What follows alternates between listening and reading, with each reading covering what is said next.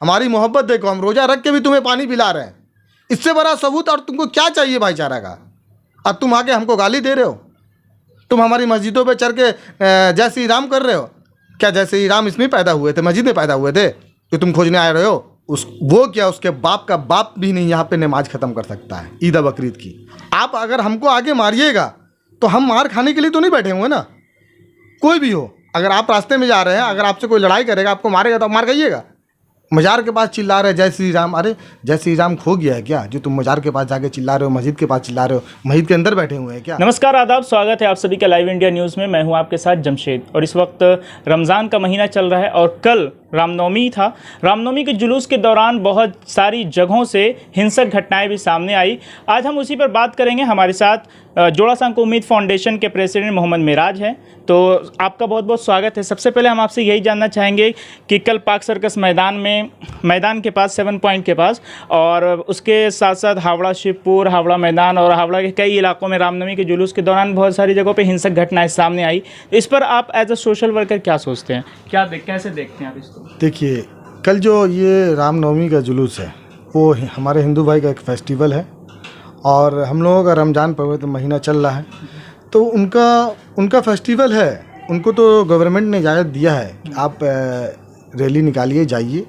उनको भी चाहिए था कि जहाँ से अगर हमें वहाँ पे मस्जिद है, मज़ार है, वहाँ से हम अवॉइड करें। तो इसमें क्या है, भाईचारा बना रहता।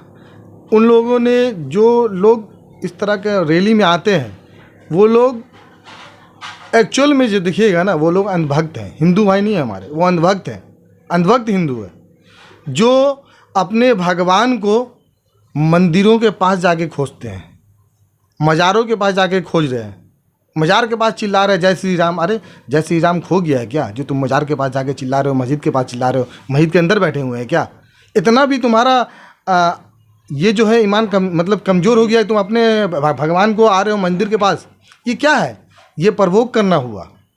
कोई आदमी बैठा हुआ है और उसको प्रवोक करना है, किसी को गुस्सा दिलाना है, तो उसके बारे में उल्टा पुल्टा बोलिए तो आदमी गुस्सा होता है। इसी तरह देख रहे हैं, रमज़ान का महीना चल रहा है, तो कैसे मुस्लिम जो कौम है उसको एक ही समुदाय को टारगेट करके कैसे उसको कि ये करना है, तो मस्जिद के पास जाके करना है, जय श्री राम चिल्लाना है। मस्जिद के पास कोई झंडा लहरा रहा है, वहाँ से आदमी लोग जा रहे हैं, जो गरीब लोग फल बेच रहे हैं, उसको उल्टा दिया गया, उसको गाली दिया गया, उसको मारा गया।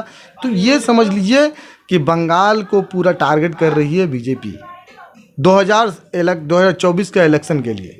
वो टारगेट इसलिए कर रही है कि वो पूरा अपना ताकत बंगाल में लगा रही है, क्योंकि बंगाल की जो पब्लिक है, बंगाल में जो लोग हैं, बहुत ही शांति अमन पसंद लोग हैं, जो अमन अशांति से रहना चाहते हैं। आपके कहने का मतलब हुआ कि जो बीजेपी बंगाल में कमज़ोर है, वो रमज़ान के महीने में ख़ास तौर से और रामनवमी के जुलूस के दौरान वो जो है लोगों को, पब्लिक को उकसाने का काम कर रही है। हाँ, तो कर रही है। तो आप लोग खुद देखिए ना, अगर पुलिस वहाँ पे नहीं होती, पुलिस अपना रोल वहाँ पे अगर नहीं निभाती, तो वहाँ पे झमेला बहुत बढ़ सकता था, कुछ भी हो सकता था। आप अगर हमको आगे मारिएगा तो हम मार खाने के लिए तो नहीं बैठे हुए ना। कोई भी हो, अगर आप रास्ते में जा रहे हैं, अगर आपसे कोई लड़ाई करेगा, आपको मारेगा तो आप मार खाइएगा। आप तो उसको रिटर्न बैक दीजिएगा। तो रिटर्न बैक देने का मतलब है झमेला टर्न होगा। झमेला जहाँ होगा उसको हिंदू मुस्लिम का एंगल दिया जाएगा। आज तक कोई मुसलमान को जाके देखे किसी मंदिर के पास जाके नारे तकबीर अल्लाह अकबर या अल्लाह अकबर करते हुए? हम लोग का जकरिया स्टेट में शिव मंदिर है, वो आए दिन वहाँ पे पूजा होता है। कभी कोई इस तरह का बात सुने? पूरा रास्ता ब्लॉक कर दिया जाता है, एक साइड से रास्ता खुला रहता है, कोई दिक्कत नहीं है। ये भाईचारा ये होते हुए आया। आप 2014 से पहले चाहिए ना, इस तरह का रामनवमी का देखते थे? इससे पहले क्या हिंदू नहीं थे? वो लोग मनाते थे शांति से। पहले भी ये रामनवमी मनाया जाता था, लेकिन शांतिपूर्वक मनाया जाता था। देखा गया कि पाक सर्कस में जिस तरह से लोगों ने नारे लगाए, तो नारे लगाने वाले लोगों के साथ कुछ असामाजिक तत्व के लोग ऐसे भी थे जिनके पास हथियार भी था। अगर खुदा न खास्ता अगर कोई बात हो जाता तो फिर क्या होता? तो वही तो मैं बोल रहा हूँ आपको, अगर जब वो अटैक करते तो रिटर्न बैक मिलता ही, तो झमेला बढ़ता। झमेला बढ़ने के बाद इसको हिंदू मुस्लिम का एंगल दिया जाता। जो चाह रहे थे बीजेपी के लोग, जो इस तरह के मानसिकता वाले लोग हैं, उनका काम हो गया। जो उनको करना था वो उनका काम तो हो गया। लेकिन बंगाल की जो गवर्नमेंट है वो अपने पहले से ही पुलिस को बोल दिया गया था। दोनों धर्म के फेस्टिवल चल रहे हैं, एक तरफ रमजान चल रहा है, एक तरफ रामनवमी चल रही है, तो दोनों का ही फेस्टिवल है, दोनों ही आराम आराम से चले जाएं, दोनों ही अपना खुश रहे।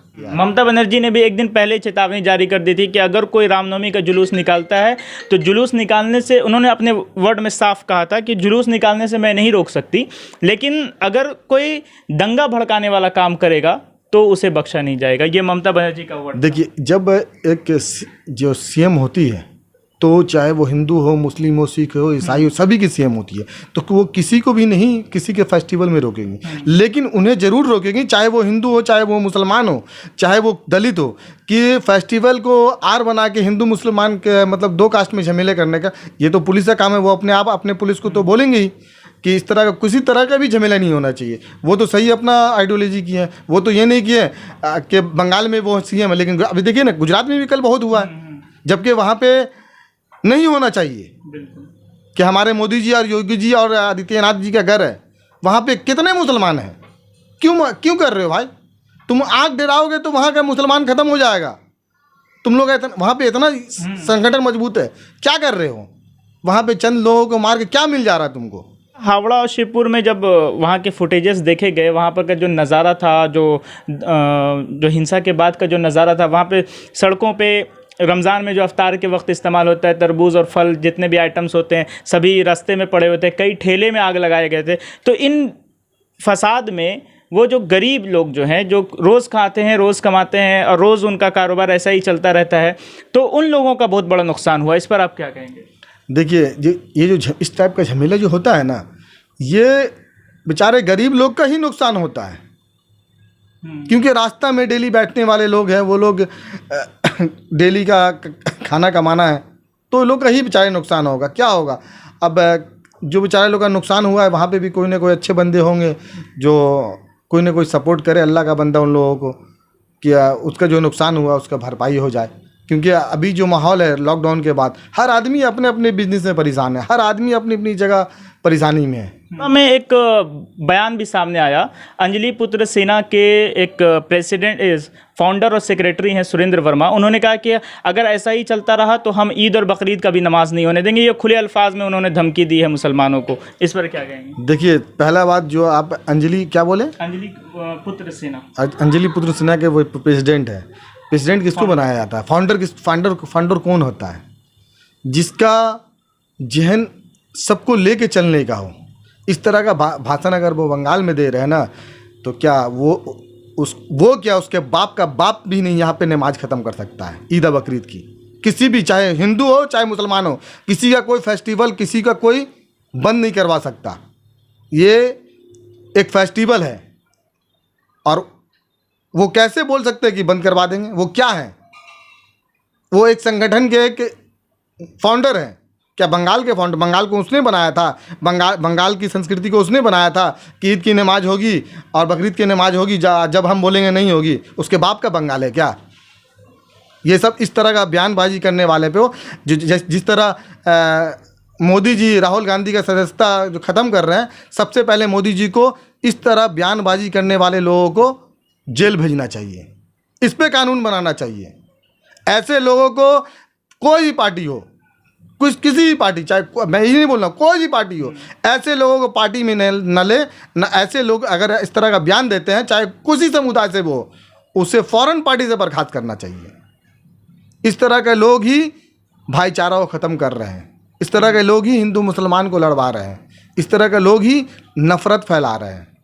ये जो माहौल अमन शांति का था, पैगाम का था, अब देखिए ना, आप देखिएगा बंगाल में ही बहुत सारे जगह रमज़ान में रोज़ा रख के हमारे हिंदू भाई रामनवमी में जुलूस लेके आ रहे हैं, बहुत सारे मुसलमान लोग शरबत पिला रहे हैं। तो ये क्या है? ये अमन शांति का पैगाम है। रोज़ा रख के हमारी मोहब्बत देखो, हम रोज़ा रख के भी तुम्हें पानी पिला रहे हैं। इससे बड़ा सबूत और तुमको क्या चाहिए भाईचारा का?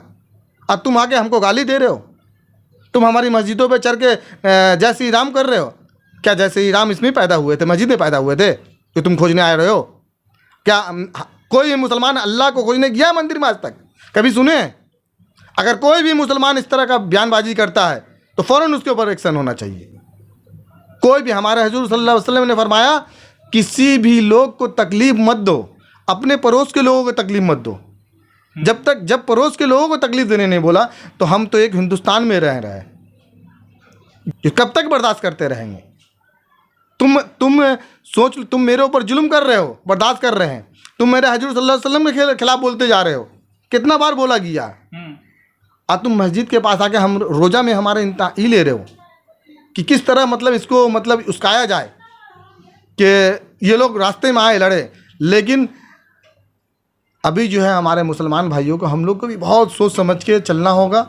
इस तरह के लोग अगर ऐसा करते हैं तो थोड़ा अवॉइड करना होगा, क्योंकि उन लोगों का टारगेट है बंगाल में हिंदू मुस्लिम में मतलब पूरा टारगेट किया है। 2024 इलेक्शन है, किसी तरह भी ऐसा करा दो, यहाँ पे हिंदू मुस्लिम करवा दो कि अपना यहाँ पे पार्टी अपना मेरा मजबूत हो। आपस के मोहब्बत के, आपस में मिल के नहीं रहने से नहीं चलता है, मिल के रहना होगा।